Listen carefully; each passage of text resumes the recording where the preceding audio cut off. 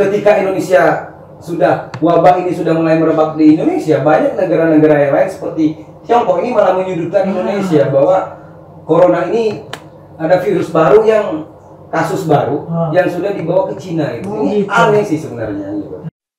I never made it, but I know what it takes. I'm motivated by a mix of emotion, got my statement.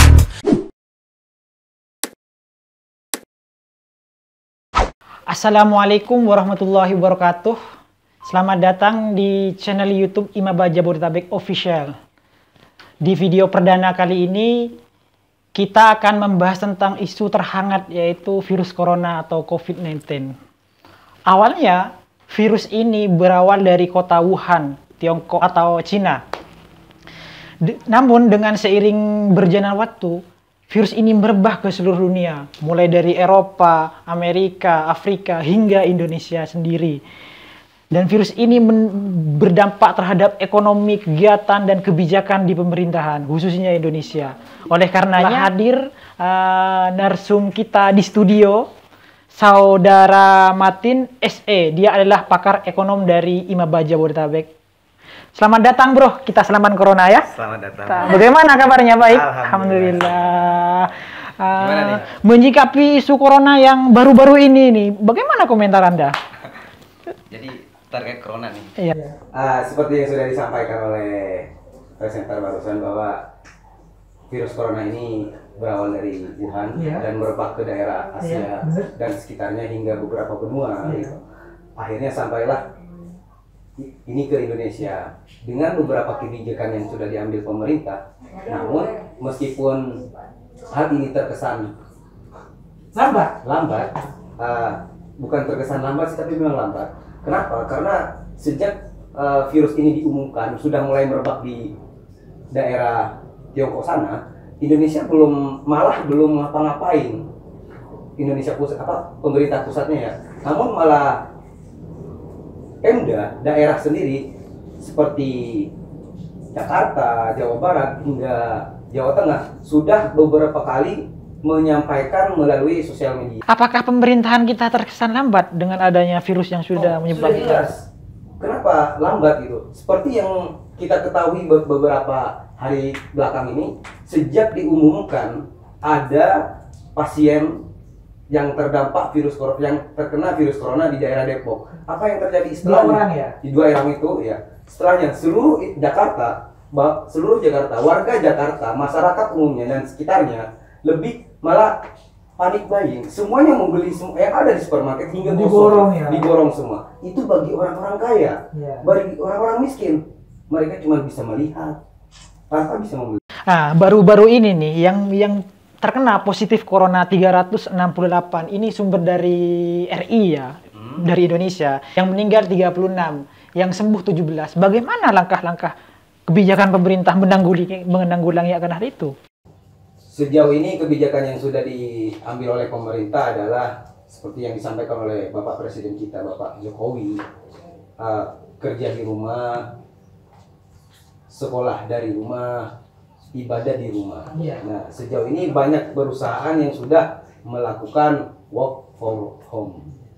Lalu apa yang terjadi dari dampak dari WFH ini adalah salah satu, ada 5 sektor yang lebih banyak mengalami kerugian. Pertama, tukang ojek, baik online maupun non online. Kemudian pedagang kaki lima. Setelah itu supir angkot. Selain supir angkot ada lagi pariwisata dan buruh harian.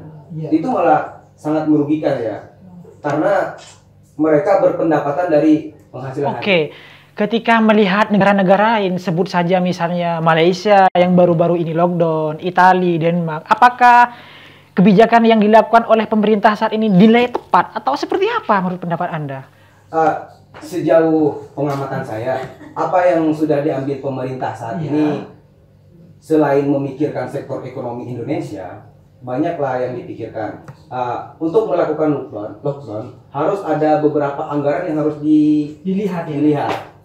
Karena dari segi makanan, subsidi yang lain-lain bagi para pekerja dan rumah-rumah, apalagi ekonomi Indonesia saat ini memang sedang merosot. Tadi kan kita membahas tentang ekonomi mikro, kita sekarang membahas mikro kan ya. Iya. Kita akan membahas yang makro. Kita tahulah ekspor impor nilai neraca perdagangan dari Cina ke Indonesia sangat banyak kan.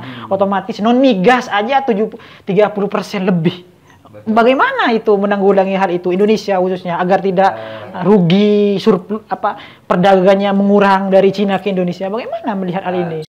Harusnya Indonesia, negara kita dikenal sebagai negara maritim dan negara agraris. Banyak kita bisa menghasilkan seperti beras dan lain-lain gitu. Tapi malah kenapa beras impor? Saatnya ketika ada penyakit saat ini, wabah penyakit saat ini yang sudah mulai merebak, harusnya di sektor pertanian malah digalakkan lagi ya, betul. Karena dari hal ini dari masyarakat kecil malah bisa menjual kita gitu. Dan dari segi valuta asing dan yang lain-lain memang saat ini sudah turun ya. Nilai tukar rupiah sekarang sudah mencapai dampaknya itu ya. Bisa sampai 16.000 ya. Betul, udah 16.500 sudah mendekati krisis 98 itu paling banter 16.900. Sekarang udah 16.55, udah mendekati. Oke, tadi permasalahan impor dari luar yang susah ya. Kalau Indonesia keluar memanfaatkan wabah corona ini bisa nggak ke negara-negara lain seperti masker, tidak hanya masker sih, pangan dan segala macam, bisa nggak? Justru Memanfaatkan momentum ini. betul. Justru sebelum ini ketika Wuhan dan negara-negara yang lain malah kena wabah, saat ini Indonesia masih tenang-tenang, malah Indonesia mengekspor seperti masker dan yang lain-lain, malah alat kesehatan. Betul. Namun ketika Indonesia wabah ini sudah mulai merebak di Indonesia, banyak negara-negara yang lain seperti Tiongkok ini malah menyudutkan Indonesia bahwa corona ini ada virus baru kasus baru yang sudah dibawa ke Cina itu. Ini aneh sih sebenarnya gitu. Ini mungkin pertanyaan terakhir ya, terkait wabah corona yang merebak. Apa himbauan terhadap masyarakat agar tidak panik, tidak hadapilah dengan lapang dada, dengan happy, dengan optimisme. Apa kira-kira langkah pemerintah yang pas? Kalau sejauh ini sih menurut saya pribadi, terutama buat masyarakat sekitar dan semuanya lah di Indonesia, alangkah lebih baiknya ikuti saran pemerintah, karena di mana-mana apa yang pemerintah anjuran yang diberikan pemerintah itu untuk kebaikan bersama. Iya, benar. Ketika pemerintah menganjurkan kita di rumah, ya tinggallah di rumah. Jangan sampai apa yang sudah pemerintah keluarkan seperti work home digunakan untuk liburan kemana-mana. Padahal faktanya kan di daerah pantai Banten liburan tuh banyak marak. Betul. Warga Indonesia ini malah senang ketika dikasih work from home, sekolah di rumah, ibadah di rumah. Malah justru dengan anjuran pemerintah kita tinggal di rumah itu malah mengecilkan meminimalisir wabah ini semakin menular. Iya. Mungkin seperti itu. Makasih ya atas infonya terkait virus corona, terkait kebijakan-kebijakan pemerintah dan tentang masalah ekonomi makro dan mikro. Untuk sekian, terima kasih. Assalamualaikum warahmatullahi wabarakatuh. Terima kasih atas kehadirannya di studio kami di tengah kesibukan, di tengah work home. Mungkin kita bisa bertatap muka lagi, diskusi lebih panjang di ruang-ruang lain. Oke, mungkin terima kasih ya.